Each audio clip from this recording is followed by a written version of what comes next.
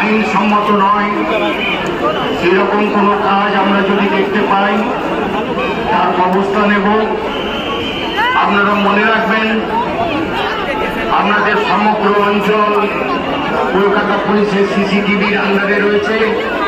সুতরাং সংযত হয়ে শান্তি শৃঙ্খলা বজায় রেখে মণ্ডপের দিকে আসুন। অযথা হই হুল্লোড় চেঁচামেচি করবার কোনো দরকার নেই।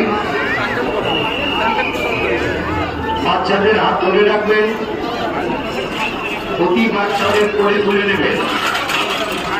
মোবাইল নগ্নতা কাটিয়ে উঠুন। উৎসবের মন্দির